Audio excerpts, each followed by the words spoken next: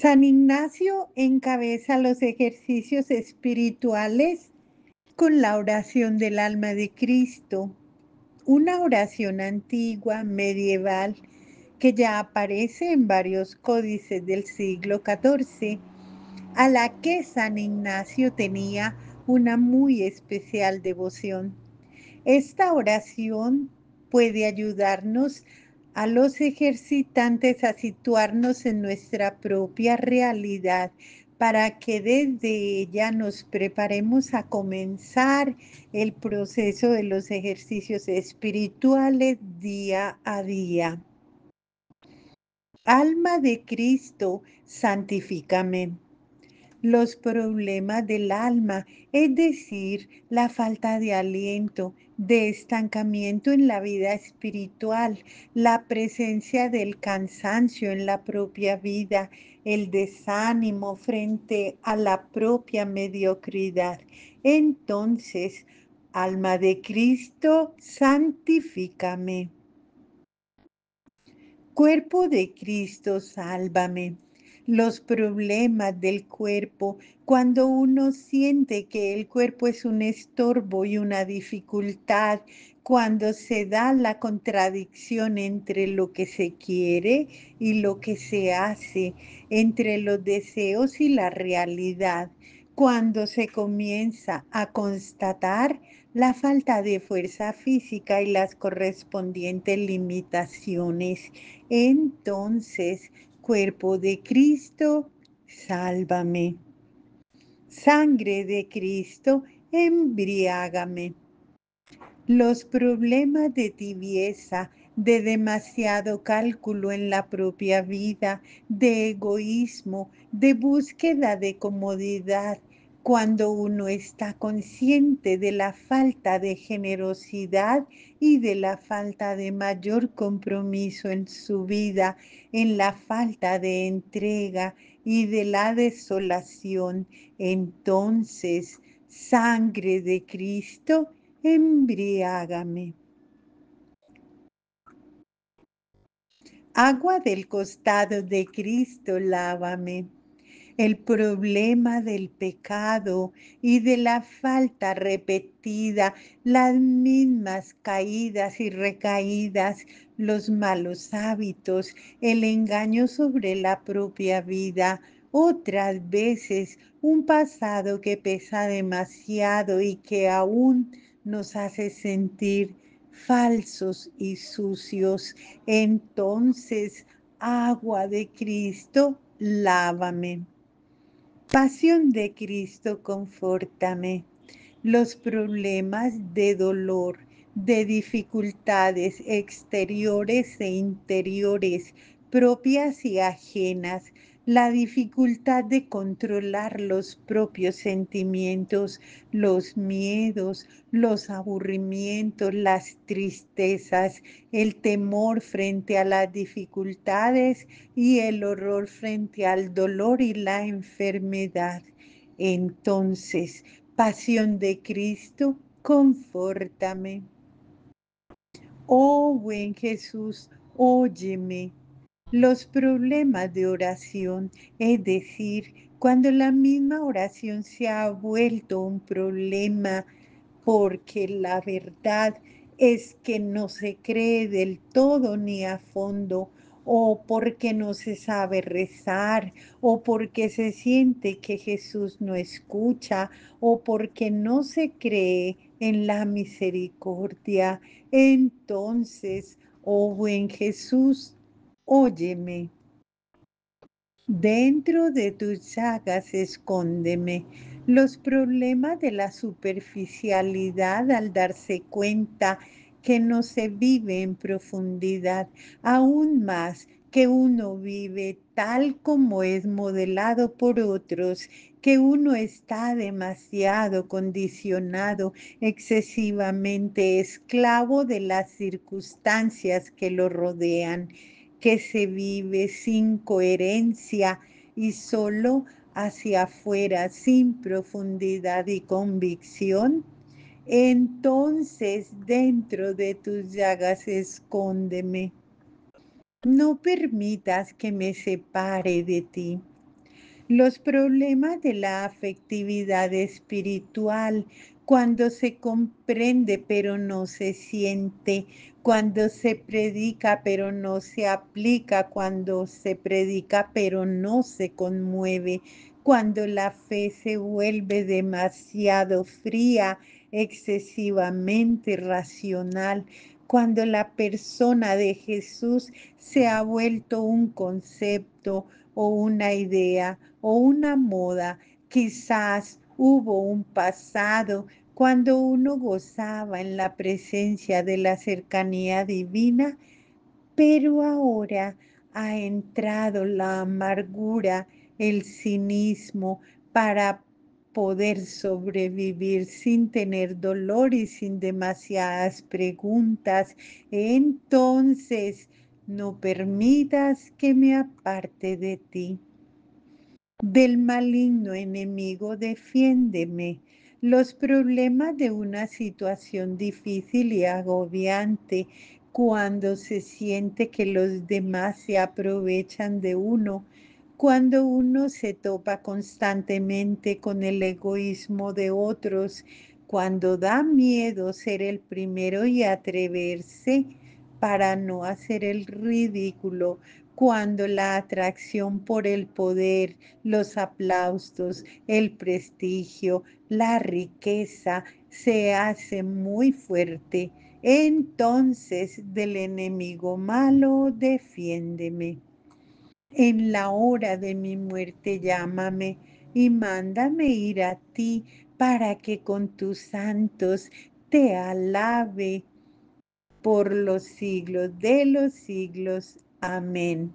Con un corazón abierto y vulnerable, con la valentía que da el saberse en la presencia de un Padre misericordioso, quizás en medio de las dudas que dejan el alma inquieta, colocarse delante de la presencia de Dios sin tratar de buscar respuestas en silencio, no hacer promesas, sino tan solo estar en su presencia desde la sinceridad de uno mismo. Amén, amén.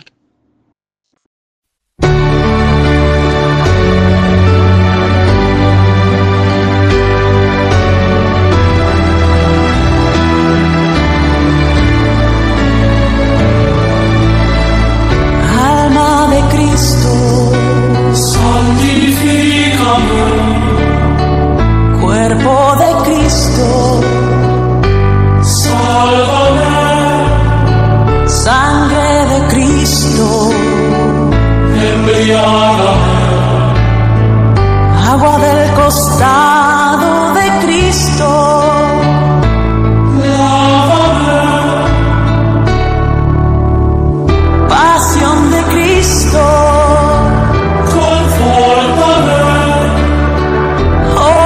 Jesús,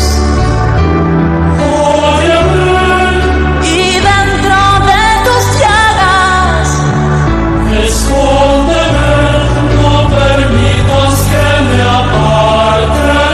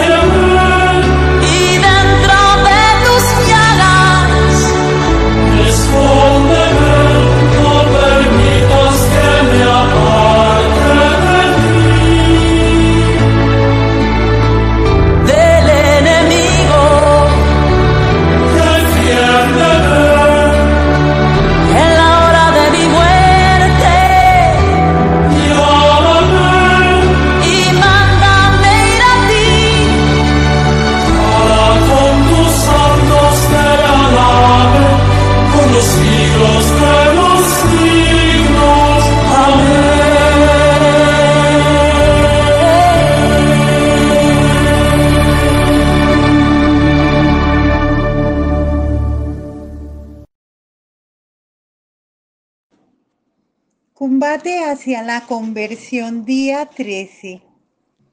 El camino de la sabiduría. No anden preocupados diciendo que vamos a comer, que vamos a beber, con qué nos vamos a vestir, que por todas esas cosas se afanan los gentiles, pues ya sabe su Padre Celestial que tienen necesidad de todo eso. Busquen primero el reino y su justicia, y esas cosas se les dará por añadidura. Mateo 6, 31, 33. En Jesús se muestra lo que puede ser una persona cuando Dios es verdaderamente Dios en su vida. El reinado de Dios, corazón de la buena noticia, adquiere en él su forma perfecta. La visión que Jesús tiene de la vida es una que da una prioridad absoluta e incondicional a la voluntad de Dios. Yo hago siempre lo que a mi Padre le agrada. Juan 8:29. Mi alimento es hacer la voluntad del que me ha enviado y llevar a cabo su obra. Juan 4:34. No se puede reducir la voluntad de Dios a un formato de bolsillo o a un medio práctico y eficaz para tratar de alcanzar junto con nosotros, junto con los otros medios, los propios fines. La voluntad de Dios es en definitiva el criterio que mide todo el resto, y como ella lo trasciende todo, no puede estar sometida a ningún valor humano, cualquiera que éste sea. Que Dios sea Dios, es decir, dejar a Dios ser Dios, es una prioridad absoluta.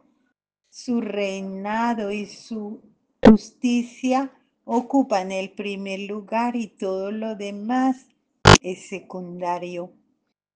Jesús muestra que el reinado de Dios no se establece nunca a costa del ser humano, sino que, por el contrario, constituye su única felicidad. La voluntad de Dios no es más que esto, que el ser humano sea plenamente humano.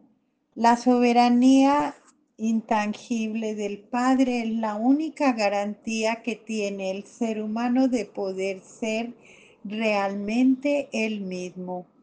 El reinado de Dios revela algo de Dios y algo del ser humano, de Dios en su relación con la humanidad y del ser humano en su relación con el fundamento más profundo de su existencia, por consiguiente de su sentido. Esta alianza se renueva y se hace definitiva en Jesús el Cristo. Muchas veces y de muchos modos habló Dios en el pasado a nuestros padres por medio de los profetas. En estos últimos tiempos nos ha hablado por medio del Hijo, a quien instituyó heredero de todo. Hebreos 1:1-2. Por ello, una espiritualidad que intenta renovarse, que requiere ser radical y auténtica, debe poner siempre su foco central en Jesús, y todas las ramificaciones, por numerosas que sean, no deben alejarse jamás de Él, sino ponerle más y más de relieve. Jesús no solo predica el reinado de Dios, sino que lo anticipa en su persona, dando testimonio de la verdad. Juan 18:37. Jesús es la encarnación de la verdad, es decir, del amor y la solicitud de Dios Padre para con la humanidad. Jesús es la revelación definitiva del ser de Dios, porque en él su Hijo, el Padre, se expresa enteramente tal como es. Juan 14, 9, 11. La vida del ser humano se encuentra muchas veces dividida entre lo que quiere y lo que debe, entre el sentido y el sinsentido, entre el bien y el mal, pero Cristo es la vida. Por ello, vivir su vida resulta la única manera de vivir auténticamente la propia y ser uno mismo. Es lo que San Pablo dice, y ya no vivo yo, sino que es Cristo quien vive en mí. Gálatas 2:20. El hombre viejo, dividido, falseado y sin rumbo tan real, se opone a la vida de Cristo en el ser humano, a pesar de que la necesita absolutamente. Esta oposición debe ser mortificada, es decir, darle muerte. Asumir a Cristo en la propia vida implica trabajo, oscuridades, purificación, porque hay que pasar por el proceso de la conversión. Este dolor es producto de la dureza del corazón humano. La apertura a Jesús permite comprender qué significa ser persona humana y aprender también qué es lo que da realmente sentido a la vida. Jesús manifiesta claramente lo que significa ser persona humana y muestra claramente el camino de su realización. Dios creador es el fundamento más profundo de la existencia humana, el misterio más íntimo de su ser, el corazón de su yo. Ahora bien, Dios se ha hecho hombre en Jesús. Por ello en Jesús se desvela y se hace accesible el misterio más profundo de la vida humana. En la vida de Jesús existen características que iluminan el sentido profundo de la existencia humana. Jesús fue un hombre totalmente disponible, un hombre que vivía realmente para los demás, un hombre que era propiedad de los demás. En él había lugar para todos y cualquiera que se acercara a él se veía afectuosamente acogido. Aceptaba al otro tal como era y para él nadie carecía de importancia. Uno se pregunta cómo lo logró Jesús, pues bien, él mismo entrega su secreto en cada página del Evangelio. Él era, en el Evangelio está su total orientación al Padre. El Padre era todo para él. Su relación con él era la fuente de donde brotaba su vida. Tenía la certeza del amor del Padre que no albergaba preocupación alguna por sí mismo. Esta cercanía con el Padre le permitía entregarse completamente a los demás. El amor que recibía de su Padre era el secreto de su propia caridad para con los demás. Jesús enseña que el ser humano no es el centro de su propia vida. Quien quiera salvar su vida la perderá, pero quien pierda su vida por mí la encontrará. Mateo 16:25. Cuando se acepta a Cristo como el centro de la propia vida, todo ocupa su lugar adecuado y se adquiere perspectiva, armonía y paz. Esta afirmación resulta ciertamente revolucionaria e inaudita porque el ser humano tiende a centrarse en sí mismo, rechazar su condición de criatura. Hoy se habla mucho de autorrealización, de autodeterminación, de confianza en uno mismo, de autoestima, etc. El enfoque de Jesús es totalmente distinto porque es literalmente excéntrico. Jesús no se puso a sí mismo en el centro de su propia vida. Por el contrario, para él, el crecimiento se produce no ocupándose de uno mismo. El triunfo se alcanza poniéndose en el último lugar, dándose uno mismo como se recibe.